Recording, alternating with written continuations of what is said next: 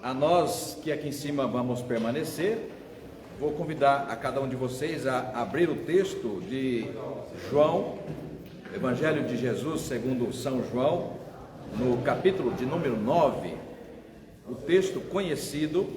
Nós vamos do verso 1 até o 16 e depois eu quero destacar o verso 25 ainda. Vamos fazer aqui uma pequena alteração do que havia proposto, até porque o texto é maravilhoso e importa que a gente faça aí uma leitura de todo o texto em que Jesus trabalha esse tema. Na verdade, todo o capítulo 9 são 41 versículos. Então, vamos fazer da seguinte maneira, né? É mais didático a gente fazer leitura alternada do texto, que todos participam de uma só vez, tá? Então, João capítulo 9, o texto é conhecido, mas para importante a gente lembrar de alguns detalhes, inclusive, irmãos e irmãs, detalhes esses que nos ajudam a, por exemplo, compreender um pouco, né, sobre a questão da guerra étnica ali na região da faixa de Gaza. Então, João no capítulo 9, vamos fazer de forma alternada a leitura de todo o capítulo. Caminhando Jesus, viu um homem cego de nascença. Quem pecou? Este ou seus pais, para que nascesse cego? Respondeu Jesus. É só importante dizer aqui, né? Lembrando o versículo 2, ele parece um versículo irônico, né? Porque a pergunta, do jeito que ela foi traduzida, ela lembra duas coisas. Ela lembra uma tradição que os judeus seguiam, contrariando inclusive o próprio ensinamento profético. Eu já citei aqui tantas vezes, o capítulo 18 de Ezequiel, escrito pelo menos 700 anos antes de Jesus. Olha que coisa interessante.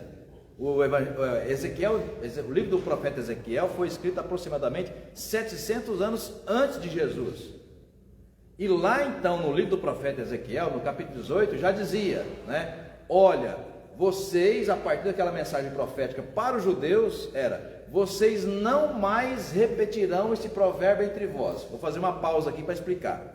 Por quê? Porque na tradição judaica, com os mandamentos, 10 mandamentos, na explicação, quando Moisés desce do Sinai com os 10 mandamentos, Pedro, dentre os mandamentos estava ali a questão da busca de santidade. E no contexto da explicação, né, há uma fala assim, né, que Deus, né, visitará a iniquidade do pai nos filhos até a 4ª geração.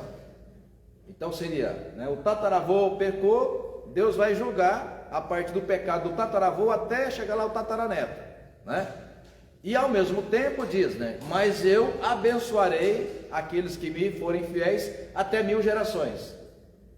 Então na tradição ficou escrito assim, né? As pessoas pensam mais na questão, né, do castigo. Que o pecado do tataravô vai ser visitado até o tataraneto, né? Mas pouco se diz que aquela explicação, né, além de ser equivocada ao longo do tempo, ela foi compreendida de forma equivocada, porque foi usada ali uma hipérbole. O que é uma hipérbole? Né? Hipérbole é quando você aumenta muito um detalhe para chamar a atenção, né? Então quando eu falo assim, olha, o Joel, né? O Joel que está aqui, a mãe com certeza pensa assim, né? Mas o Joel é maravilhosamente lindo. Pastor, o senhor não está exagerando? Isso seria uma hipérbole. A mãe fala, não, acho até que pode usar mais do que maravilhosamente lindo. Mas então a hipérbole é quando você quer usar a expressão e aumenta muito para chamar a atenção. Aí quando eu falo que ele é maravilhosamente lindo, todo mundo olha para o Joel, né? Para conferir se eu estou falando se é verdade, né? Ou não. Então a hipérbole é quando você usa um conceito para aumentar muito uma coisa para chamar a atenção. Aí quando você chama a atenção, todo mundo olha para observar. E voltando para o nosso texto, quando você compara que Deus vai condenar o pecado de alguém até a sua 4ª geração, imagina quando Deus promete, ao contrário disso, abençoar até a 1000ª geração. Então, o que o texto estava querendo dizer? Que é muito melhor você buscar comunhão com Deus, porque você vai ser sempre abençoado. Então, estava usando o texto, está usando uma hipérbole, para dizer o seguinte: olha, é muito melhor você andar em comunhão com Deus. É muito melhor. 1000 é muito maior do que 4, é evidente. Então é disso que o texto fala. Só que virou tradição, tá? Aí vem a segunda coisa que eu estou chamando de ironia. Como é que alguém pode pecar antes de nascer? Porque a pergunta é: mestre, quem pecou? Ele ou seus pais, para que pudesse nascer cego? Bom, se ele já nasceu cego, ele só poderia ter pecado antes de ter nascido. Você já nasceu cego? Como alguém pode pecar antes de nascer? Percebe? Então ele estava muito mais preocupado em trazer de volta uma tradição do que propriamente dizer, né, o que estava dito antes. Jesus entra nessa questão religiosa? A resposta está no verso 3. Vamos ler o texto? Aliás, eu que leio o versículo 3, vocês estão fazendo leitura alternada. Então, o versículo 3, Jesus responde: nem ele pecou, nem seus pais, mas a tradição dizia que se nasceu cego, alguém pecou. Então percebe que Jesus não entra nessa discussão, que não tem sentido essa discussão, né? Então ele faz: mas foi para que se manifestem nele, no caso um cego, as obras de Deus. Vocês, verso 4. É necessário que façamos as obras daquele que me enviou, enquanto é dia. A noite vem, quando ninguém pode trabalhar. Enquanto estou no mundo, sou a luz do mundo. Dito isso, cuspiu na terra e, tendo feito lodo com a saliva, aplicou aos olhos dos cegos, dizendo-lhe: vai, lava-te no tanque de Siloé, que quer dizer enviado. Ele foi, lavou-se e voltou vendo. Então os vizinhos visitantes conheciam de vista como um mendigo, perguntavam: não é este o que estava sentado pedindo esmolas? Uns diziam: é ele. Outros: não, mas se parece com ele. Ele mesmo, porém, dizia: sou eu. Perguntaram-lhe, pois, onde foram abertos os olhos? Respondeu ele: o homem chamado Jesus fez lodo, untou meus olhos e disse-me: vai ao tanque de Siloé e lava-te. Então fui, lavei-me e estou vendo. Disseram-lhe, pois, onde está ele? Respondeu: não sei. Agora você presta atenção nos que praticavam religião. Levaram, pois, aos fariseus o que dantes fora cego. E era sábado, dia que Jesus fez o lodo e lhe abriu os olhos. Então Jesus já vai quebrando dois elementos fortes da tradição, né? Nasceu cego, né? Ou seja, alguém está pagando por esse pecado, tá? Então Jesus desconstrói essa informação, tá? Segundo, né? Curar no sábado. Sábado? Não, mas o sábado tem que ser guardado, né? Qual vai ser? Jesus curou no sábado. De novo, quando há pouco dizia, né? O alvo de Jesus é a vida humana, não é a lei, não é a tradição, não é a cultura religiosa, é o ser humano, né? É o ser humano. Então, alguém cego, ele vai curar, não importa que seja sábado, e não importa a sua etnia, se era palestino, samaritano, cananeu, todos esses que ele curou. Libertou de pessoas possessas, cananeus, né? Samaritanos, palestinos hoje.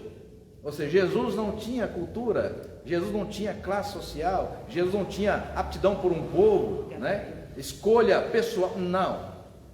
Jesus escolheu o que é a vida humana, né? Isso está claro no texto, né? Verso 15: então os fariseus, por sua vez, lhe perguntaram como chegar a ver. Ao que lhes respondeu: aplicou lodo aos meus olhos, lavei-me e estou vendo. Por isso, alguns fariseus diziam: esse homem não é de Deus, porque não guarda o sábado. Diziam outros: como pode um homem pecador fazer alguns sinais? E houve dissensão entre eles. Só lembrando que para os judeus, sobretudo a liderança judaica, Jesus era pecador porque ele se dizia filho de Deus. Essa é a razão, né? E nós cremos em Jesus exatamente porque ele é filho de Deus. Aliás, já antecipando, né, o sionismo que você ouve na imprensa o tempo todo, é sionista, é sionista, é sionista. Sionista é o quê? Sionista é alguém que diz, olha, é um judeu dizendo, olha, nós somos o povo escolhido porque há um destino para o mundo a partir do judeu. Então, ser sionista é de, olha, eu sou judeu e eu sou parte do povo que Deus tem um propósito para toda a humanidade. E aí sionista tem a ver, claro, com o povo Sião, o povo de Sião. Então, por exemplo, no sionismo não cabe nem mesmo o cristianismo. Porque o cristianismo é o quê? É uma raiz que descende de Jesus, o Cristo, o Messias, que foi rejeitado, né? Ou, usando a expressão pesada, para você já entender, antissemitismo, que foi morto ou assassinado pelos judeus. Então, o que é ser antissemita? Antissemita é acusar os judeus de terem matado Jesus. Percebe por que as pessoas brigam? Percebe? Procurando pelo em ovo, né? E as vidas humanas, sobretudo de crianças, sendo ceifadas em nome da religião, ou do entendimento da religião.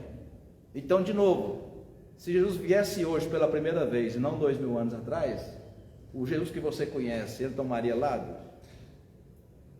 Por exemplo, quando perguntar, é lícito pagar imposto? Afinal de contas, olha a injustiça, né?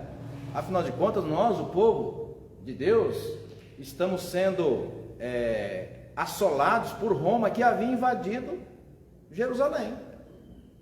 Roma havia invadido Israel e tomado posse de tudo, como ele fazia e fez com o mundo inteiro, o mundo todo. Roma dominou por 1000 anos o mundo inteiro, os 5 continentes, e não foi diferente com Israel, né? E perguntaram para Jesus, é lícito pagar imposto a César? Vocês conhecem a resposta de Jesus. Jesus não pegou em armas, Jesus não tomou lado, ele simplesmente diz, olha, o reino de Deus, né, está dentro de vocês, o reino de Deus não é nesse mundo. E vai lá, pega uma moeda. Foi lá, pegou a moeda, o que está na cara aí? Né? Olha, é a cara do César. Ele fala, então dá a César o que é de César, ou seja, o meu reino não é deste mundo. Jesus não depôs o Império Romano. Aliás, havia essa expectativa. Então, qual é o império hoje que está apoiando os 2 grandes super navios que estão lá, né, no Mediterrâneo? Norte-americano. Comparando hoje, você diria, né, o César da época é o Biden de hoje. Então Israel está sendo apoiado por quem? Para uma das maiores potências bélicas, ou seja, porque tem arma nuclear. O arsenal nuclear dos Estados Unidos é capaz de destruir a Terra, todo o planeta, 16 vezes. 16 vezes. Né?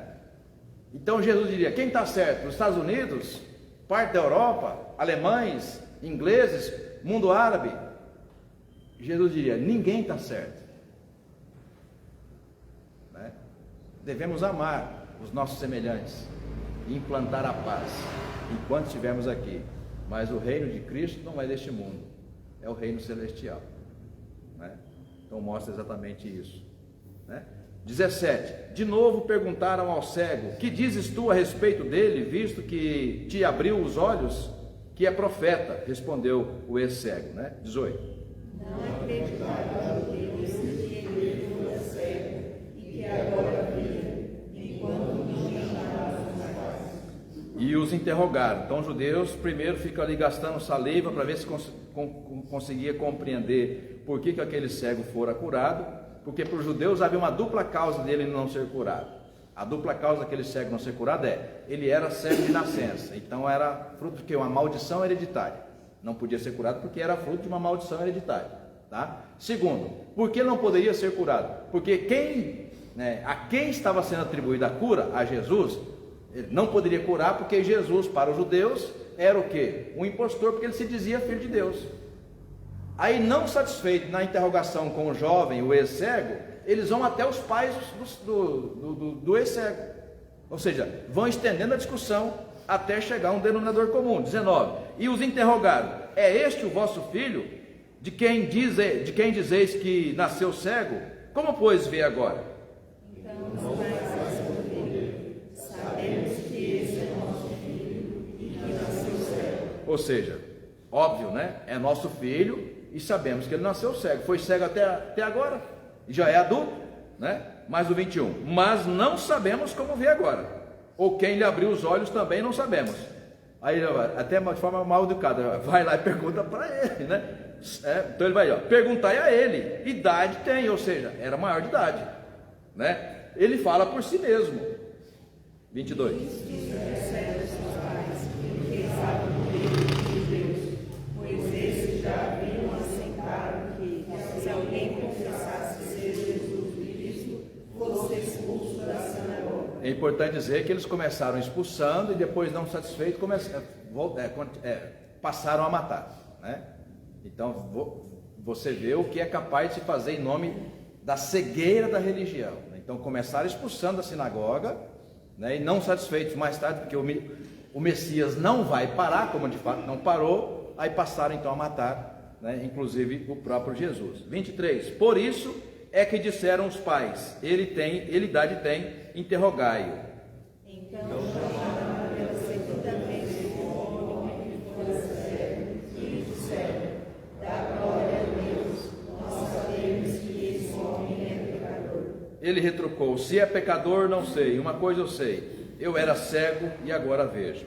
Perguntaram todos: que te fez ele? Como te abriu os olhos?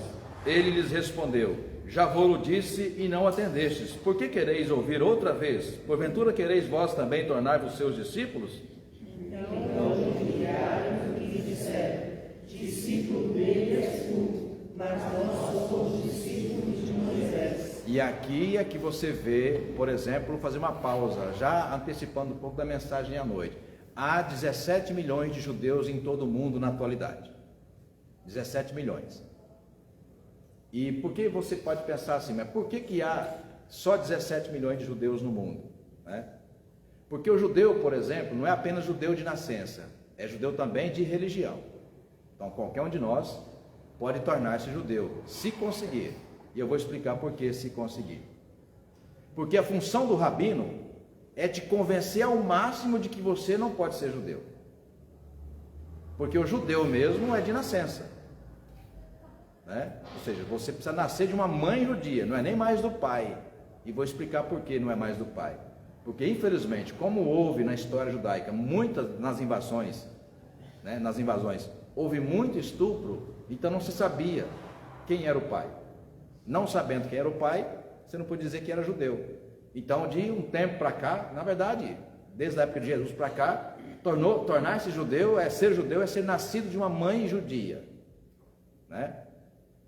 E o segundo elemento sobre isso, por que há, aspas, poucos judeus no mundo, né? Além do judaísmo, do rabino, fazer de tudo para você não ter condições, né, de ser um judeu, vem o segundo elemento, é que o judeu não é conversionista. Ao contrário, o judeu é exclusivista. Nós somos o povo escolhido.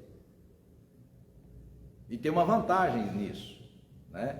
A vantagem é que eles conseguem manter a tradição. Quanto menos gente, mais fácil de manter o controle sobre o que eles acreditam, né?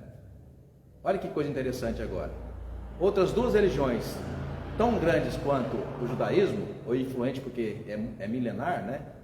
Ou duplamente milenar, o cristianismo tem 2 bilhões de discípulos na atualidade no mundo. 2 bilhões, 2 bi, com B de barriga, tá? E o islamismo tem 1,4 milhões, porque são conversionistas, né? Então assim, nenhum de nós está certo, cada um pensa na sua própria versão, né? Mas aqui está claro que Jesus não é, o nosso Jesus, que é o nosso Salvador, né? Está claro desde o começo para o judeu, e hoje não é diferente, né? Hoje não é diferente, né? Jesus não é o Messias, nunca foi, e no momento atual muito menos, né? Então é importante a gente estabelecer isso, quando os evangélicos, quando cristãos estão defendendo, né, o lado, aí fala, mas por causa da... É muito comum a gente ver essa explicação, né? Mas é por causa da tradição bíblica, né? Por causa de Jerusalém, a cidade santa, né? Bom, então é importante a gente lembrar, né, que o fato de ser o conceito bíblico, é importante dizer que o respeito e a consideração que nós temos com a tradição judaica da Bíblia não é apenas de um lado. Por exemplo, para nós a Bíblia é Antigo, portanto a tradição judaica na Bíblia, e Novo Testamento, certo? Isso para nós cristãos. Para o judeu, o Novo Testamento é o quê? É heresia. Então não existe a reciprocidade. Para o judeu, o Novo Testamento é heresia. Por quê? Porque fala de um Deus encarnado, que para eles é o quê? É maldição. Vocês estão malucos? Não, ele não é o Messias, é o impostor. Então, irmãos e irmãs, a gente dizer que o evangelho tem que tomar partido, e esse partido é do judaísmo, né? É um equívoco histórico, bíblico e teológico. Então, eles rejeitaram tudo isso. Absolutamente. Né? Então, toma cuidado, sabe? Toma cuidado, né? Vamos pensar um pouquinho, né? Por isso que a escolha que eu faço é sempre em favor da vida, né? Sempre a favor da vida, sempre. Escolha proteger a vida sempre, porque a vida é um nome precioso que Deus nos deu, né? Voltando, nem lembro mais o versículo que eu estava parado, né? Que eu tinha parado. 29? Não? Sim, agora é o 29. Ele fala assim, e aqui eles usam de uma ironia. Nós somos discípulos de Moisés, no caso judeu falando, né? Moisés. E aí você vê, né? O tanto que esse vosso pastor fala da figura de Moisés, uma das minhas preferidas do Antigo Testamento. Vocês são testemunhas disso. Então, de fato, só que eu não sou discípulo de Moisés. Eu sou discípulo de Jesus. Ainda que tenha todo o apreço pela figura de Moisés, que para mim é maravilhosa, né? Mas eu não sou discípulo de Moisés. Eu sou discípulo de Jesus, né? E sendo discípulo de Jesus, eu não desfaço do judeu, eu não desfaço do palestino, do árabe, do libanês, do sírio. Não. O meu segundo personagem que gosta tanto da Bíblia no Novo Testamento é Paulo. Ora pois, olha só, Paulo, ou Saulo, estava indo exatamente na Síria, a Damasco, perseguir os cristãos que lá estavam tentando implantar o Evangelho. Percebe? Né? Então, verso 29, sabemos que Deus falou a Moisés, mas este, falando de Jesus, olha o desdém, nem sabemos de onde é. Respondeu-lhes o homem, nisto é de estranhar que vós não saibais de onde ele é, e contudo me abriu os olhos. Sabemos que Deus não atende a pecadores. De novo os fariseus insistindo, né? O Deus deles, ou a visão do Deus que eles tinham, né? Não atende a pecadores, ou seja, esse homem não pode ter te curado porque ele está falando que ele é filho de Deus, né? Não, ele não é filho de Deus, ele é um pecador. Então você não pode ter sido curado por esse homem porque esse homem é pecador. Então esse é o argumento que eles usam e é o raciocínio que eles chegam, né? Mas pelo contrário, se alguém teme a Deus e pratica a sua vontade, a este atende. Desde que há muito, jamais se ouviu que alguém tenha aberto os olhos ao cego de nascença. Se este homem não fosse de Deus, fala o cego, né? Nada poderia ter feito. Mas eles replicaram, tu és assim todo em pecado e nos ensina a nós? E os expulsaram. Você consegue perceber o desdém? Rapaz, quem você pensa que é? Você é nascido todo em pecado. E você quer ensinar a nós? Percebe a arrogância? Né? E a expulsam. Né? E a expulsam, ou seja, não, você não é um de nós. Não, quem está dizendo que te curou é o impostor. Não, ele não pode ter te curado, porque ele é o impostor. Né? Bom, continua, verso 35. Ouvindo Jesus que tinham expulsado, encontrando-o, lhe perguntou: crês tu no Filho do Homem? Ele respondeu e disse: quem é, Senhor, para que eu nele creia? E Jesus lhe disse: já o tens visto, e é o que fala contigo. Então afirmou ele: creio, Senhor, e o adorou. Prosseguiu Jesus: eu vim a este mundo para juízo, a fim de que os que não veem, vejam, e os que veem se tornem cegos. Alguns dentre os fariseus que estavam perto deles perguntaram: acaso também nós somos cegos? Respondeu-lhe Jesus: se fosseis cegos, não teríeis pecado algum, mas porque agora dizeis, nós vemos, subsiste o vosso pecado. Até aí, né?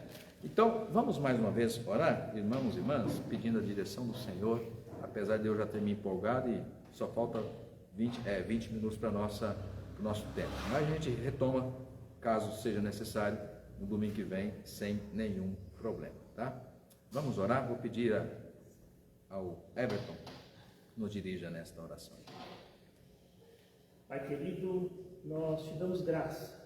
Te damos graça, meu Deus, pelo privilégio que temos, meu Pai, de poder aprender mais da Tua Palavra, de poder estar diante da Tua presença sem sermos consumidos, porque fomos lavados e remidos pelo sangue do Teu Filho.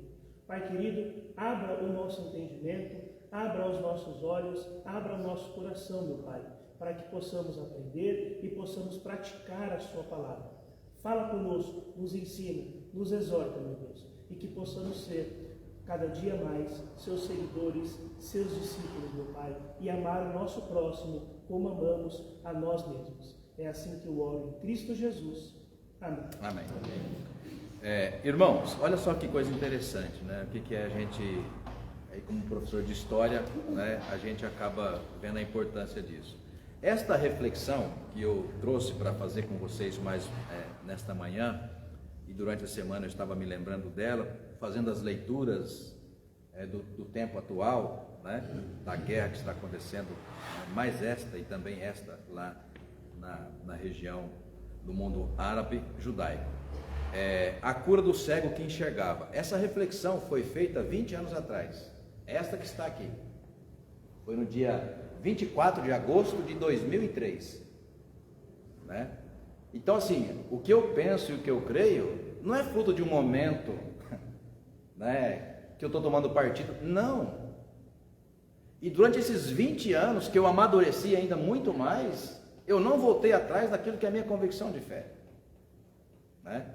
Então eu não vivo agitado, como Paulo dizia, né, de um vento, de um momento, do outro, uma bandeira política, não, né? Está aqui, vocês podem pegar para olhar, né, os textos que foram citados, as divisões que foram colocadas na reflexão desse texto, né? E já preguei esse sermão, irmãos, que é o que eu creio, muitas vezes, em muitos lugares diferentes, né? Então está aqui, 24 de agosto de 2003, né, 20 anos atrás. Pastor, o senhor está ficando velho, né? Pois é, também é um lado de a gente. O Pedro não tinha nem nascido, né, Pedro, quando eu fiz essa primeira reflexão aqui, né? Pois bem, e olha só, o que eu falava naquela ocasião e que pode nos inspirar ainda, né, agora.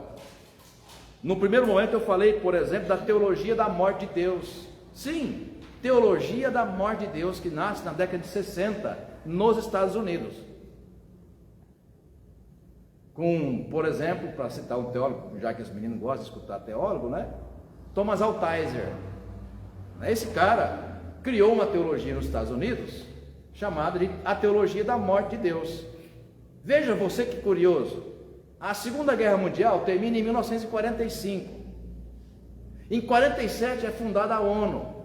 Em 48 Israel é organizado como Estado, né? Os Estados Unidos são o país que mais se beneficiou em todos os sentidos com o fim da Segunda Guerra Mundial. De lá para cá, há mais de 75 anos, virou uma potência e sentindo-se o xerife do mundo. E por que essa teologia está aqui citada nessa reflexão de 20 anos atrás? Porque na década de 60, já na década de 60, o norte-americano vai chegar numa condição socioeconômica tão avançada, se comparada ao mundo, presbítera Lilian, que Deus perde o sentido para a vida norte-americana. Por que ele perde o sentido? É muito comum identificar a necessidade de Deus diante do drama humano, certo? E o drama humano que o Pedro fala na sua reflexão, na abertura da escola dominical, interessante, está provadíssimo, viu, Pedro? Os nossos altos e baixos, físicos por conta de saúde física, emocional e até mesmo espiritual, claro. Os nossos altos e baixos nos fazem mais próximos e mais distantes, Júlia, atentamente ouvindo aí, de Deus, tá? Agora, o que nos torna vulneráveis, muitas vezes, como ser humano? A injustiça, a escassez material, né? A falta de segurança, coisas que os Estados Unidos, há muito tempo, pelo menos há mais de 50 anos, já resolveu. Há mais de 50 anos já resolveu, né? A renda per capita americana, norte-americana, é a maior do mundo há mais de 50 anos. Sim, há mais de 50 anos, a média do que ganha um norte-americano, né, é infinitamente maior da média do mundo, da Europa e do resto do mundo. Então, gente, sim, os Estados Unidos não vão arredar nenhum centímetro da sua visão de mundo, exatamente para manter aquela condição socioeconômica. Escolhem os seus aliados a dedos, né? E surge a teologia da morte de Deus, porque Deus perde, professor de geografia Marcos, perde a validade diante de um país que tem tudo. Inclusive, como cientista da religião, devo dizer que hoje a religião nos Estados Unidos é praticamente sustentada pelos imigrantes. Sabia disso? Semana passada tivemos na Faculdade de Teologia de São Paulo, da nossa denominação, um norte-americano que mora no Canadá, que, importante dizer e lembrar, né? Geograficamente o Canadá é a América do Norte, é que a gente fala norte-americano, só pensa os Estados Unidos, o estadunidense, né? Bom, então o Canadá, que também é a América do Norte, né, é um cantão americano, vamos dizer assim. Então ele diz, olha, na Faculdade de Teologia, semana passada, dizendo isso, né, que o americano, ele é cristão culturalmente falando. Mas quem frequenta as igrejas, inclusive as comunidades, as novas comunidades contemporâneas nos Estados Unidos, quem frequenta as igrejas americanas ou nos Estados Unidos são os imigrantes. Então Deus, na cultura americana, já deixou de ter necessidade. Então é lá que nasce essa teologia e vem para o resto do mundo, parte da Europa e vem para o resto do mundo. Deus, para quê? Me dê uma razão para que eu preciso de Deus. Ah, não, Deus para curar. Não, curar eu vou nos melhores estados, nos melhores médicos dos Estados Unidos, né? Ah, não, para você te abençoar e você conseguir uma vaga na universidade. Não, meus pais já fizeram isso há muitos anos. Tem condição financeira, então colocou em boas escolas, veio fazendo a poupança para o filho escolher simplesmente aonde ele quer estudar, fazer a sua faculdade. Se ele quer estudar em Harvard, que custa 3 milhões de dólares por ano, um aluno. 3 milhões de dólares por ano. Vamos colocar em miúdos aí, 15 milhões de reais por ano. Se você quer colocar um filho, 4 anos em Harvard, 60 milhões. Tá bom para você? 60 milhões de reais. Para um aluno, né? Então percebe como é que é o pensamento norte-americano, né? Uma segunda coisa, no Brasil, olha só, qual que é a teologia da moda no Brasil? Da morte de Deus? Não, aqui Deus é muito necessário. Gente, é interessantíssimo a gente parar para pensar nisso.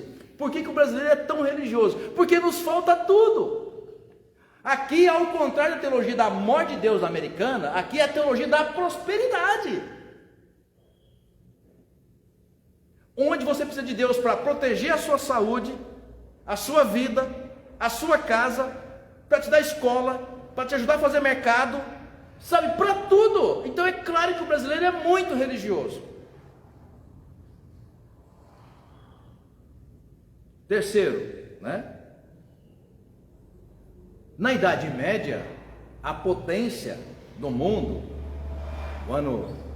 do ano 600 até o ano 1500 aproximadamente, portanto, vamos colocar, resumindo, 1000 anos.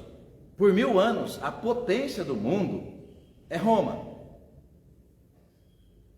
né? E na Idade Média, qual que era a ilusão que os romanos vendiam para o mundo? Romano cristão, né? A penitência, para você se livrar dos seus pecados. E quem te ajudava a buscar essa penitência? A igreja. Né?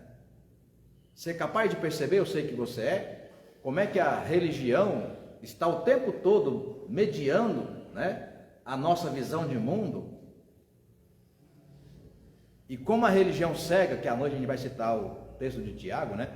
Como a religião cega leva o ser humano a simplesmente, né, as coisas mais bestiais, desculpa a expressão, né, mais selvagens que o ser humano é capaz de produzir, né, é a religião cega. Numa das divisões, permitindo Deus, a nossa reflexão para o culto à noite, né, na mensagem, né, que o amor é como a senha ou o código que atualiza o seu iPhone, né? Você já pensou parar um pouquinho? Quem tem iPhone, né? O iPhone é o seguinte, é uma coisa muito típica do capitalismo selvagem, né? Se você tem um iPhone 7, né, você simplesmente não só é atrasado, mas você não consegue se atualizar. Por quê? Porque ele é feito exatamente para não atualizar. O que significa não atualizar? Você vai usar alguns recursos que quem tem um iPhone 15 está usando, você não vai usar esses recursos. Por quê? Porque o seu aparelho não é capaz mais, porque ele foi feito para não ser atualizado, né? É como se, por exemplo, você estivesse usando um celular quando foi criado, 25, 30 anos atrás, aquele tijolão que a gente carrega. A gente não, porque eu não tinha, né? Quem tinha, né? Eu lembro de um presbítero que tinha, era um tijolão que você carregava, né? Ou seja, aquele tijolão, se você tem hoje, né, não serve para nada, a não ser uma obra de arte, né, uma relíquia, para lembrar um período, né, da história, né? Só que o iPhone, primeiro que o iPhone da Apple, né, não aceita o Android, ele tem um sistema operacional próprio, já começa por aí, né, próprio. Segundo, que você é obrigado a pelo menos a cada 3 anos trocar o seu aparelho, porque senão você vai ficar ultrapassado, porque ele não vai mais atualizar. Se ele não vai mais atualizar, você não vai conseguir usar alguns aplicativos, que é o exemplo básico, né? Está acompanhando em casa aí, vou contar um segredo, viu? Se alguém for me roubar, vai pelo menos se decepcionar, porque o aparelho, esse que eu estou usando aqui, inclusive para fazer a transmissão, o meu aparelho que eu uso do dia a dia, para telefonar e para ver mensagem e tudo mais, né, não faz Pix, por razões que você já sabe, né? Então eu comprei um aparelho mais barato, quando eu voltei para São Paulo 2 anos atrás, eu comprei um aparelho bem sem vergonha mesmo, barato, para baixar aquele aplicativo do banco, que eu preciso fazer também os pagamentos, eu sou mortal também, e faço isso em casa, porque se o bandido me assaltar, como já aconteceu, ele vai, e agora? Eu sou professor, você vai levar o que, né, Lígia? Você vai levar o que? Aqui não tem, cara. Quer levar o aparelho? Pode levar. É o máximo que, ou a moto, se quiser levar também. Fazer o quê, né? Não, quero Pix, mas aqui não tem, né? Não tem Pix. Por que você está falando isso? Porque agora o Pedro estava usando um aparelho que fica em casa, né? Como qualquer criança. E aí ele foi entrando lá nos aplicativos e tal, e baixou um tal de vírus no celular. E aí, claro, vírus com conta bancária não combina, certo? Aí tá, fui lá e comprei, vou comprar outro celular, mais baratinho possível. Achei um da Samsung por 400 e poucos reais. E eu não pesquisei direito, Everton. Comprei. Aí chegou o celular sexta-feira. Aí tá, fui lá, né? Dei aquele pro Pedro brincar, onde tinha um aplicativo do banco, e fui baixar o aplicativo no aparelho novo que eu paguei 400 e poucos reais. No que eu fui baixar o aplicativo, baixei. Mas na hora que eu fui atualizar para fazer a operação bancária, eu falei assim, olha, esse aparelho é incompatível com o aplicativo do banco. Percebe? Agora você entendeu o que é atualização? Tá? Então o capital que é chamado, o capitalismo que é chamado de selvagem, ele é selvagem porque ele é predador. Ou seja, ele te obriga a ter que fazer escolhas que não são da sua vontade, mas você é obrigado a fazer. Por exemplo, a gente vai no mercado extra, nessa rede sobretudo, tá? As outras vão imitar também. Mas você vai no mercado extra, você é obrigado a fazer o autosserviço. O que é o autosserviço? Que ontem aconteceu comigo. Falei, poxa, é impressionante o mercado, né? O mercado selvagem que é predador. E ele é predador contra quem? Contra o ser humano. Então, você chega no mercado, tem lá 4 caixas para atender. Dos 4, tem apenas 2 atendendo. Aí coloca a promoção, Black Friday. Eu fui comprar o leite mais barato. Beleza, leite, né? Estava na promoção. Aí chega naquela fila monstruosa. Falei, caramba, uma fila desse tamanho, vou ficar meia hora aqui. Não, mas se você quiser, tem um autosserviço. Ou seja, o autosserviço é o quê? A própria empresa te treinando a aprender a fazer o serviço, porque a hora que você aprender a fazer o serviço, você vai lá naquele caixa que está livre, e com isso ela pode mandar mais um empregado embora, e assim vai ser com as farmácias, com os postos de combustíveis, né, com um banco que já está sendo há mais de 30 anos, em todo lugar. Percebe? Esse modelo é o quê? É americano. Percebe como a gente manda dinheiro para os Estados Unidos sem perceber? Né? Então, claro, os norte-americanos vão sempre tomar partido. E qual que é o partido que eles tomam? O deles. O deles. Que é o que dá certo para eles. Né?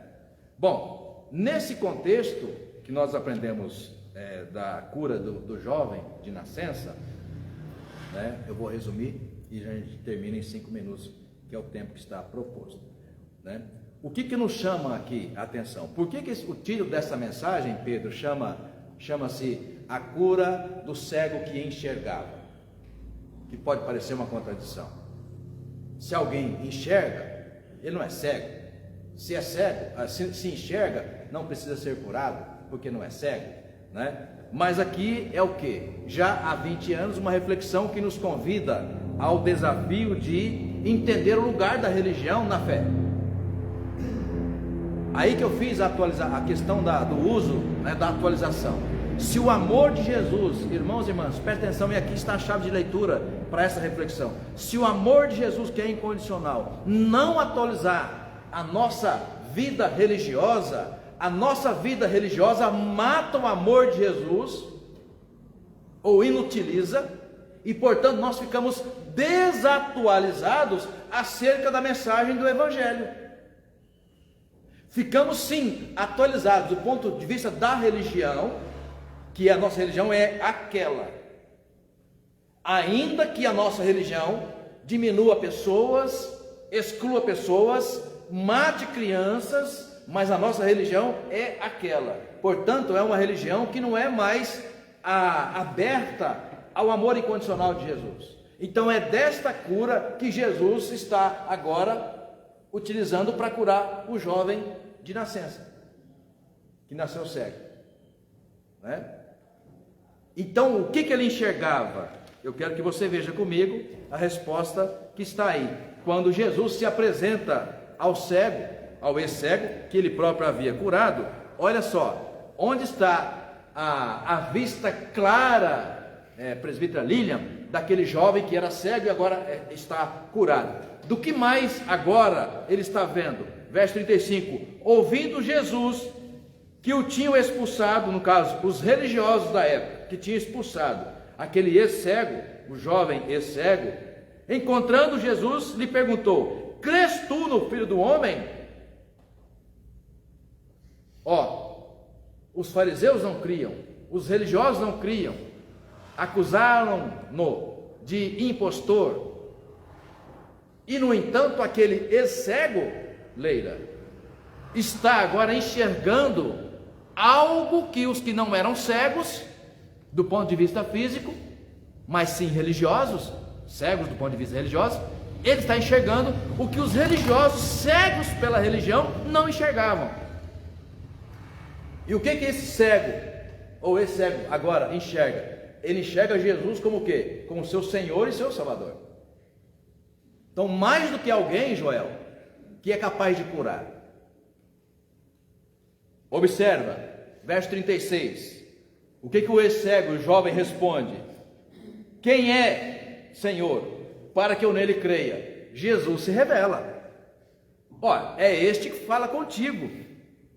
37, Jesus lhe disse: já o tens visto, e é o que fala contigo. E 38 termina: então afirmou: creio, Senhor. E o quê? E o adorou. Coisa linda, igreja, é a palavra de Deus. Lembra da mensagem de 2 domingos atrás, que eu comecei falando? Olha, aquilo que eu aprendi no seminário: esconda-se sempre atrás do texto bíblico. E eu estou provocando vocês a fazerem exatamente este exercício. O que o texto bíblico está nos dizendo? Porque sagrado mesmo é o texto, não é a minha fala. Magda, lições aqui de hermenêutica que seu marido aprendeu no seminário. Sagrado é o texto, não é a pregação. Porque a pregação pode ser fruto de algo do rim, do fígado, opinião pessoal. Por isso tem que tomar cuidado com pregação, todas elas. Mas sagrado mesmo é o texto. Nesse ponto a gente respeita algo muito interessante. Eu, no caso, eu respeito algo muito interessante, que é a prática do judeu na sinagoga. Tá? Não existe pregação na sinagoga. O rabino não prega. O que o rabino faz? Ele lê a Torá. Porque sagrado para o rabino, Denilson, é a escritura, não a pregação. Algo, por exemplo, que a gente perdeu, né?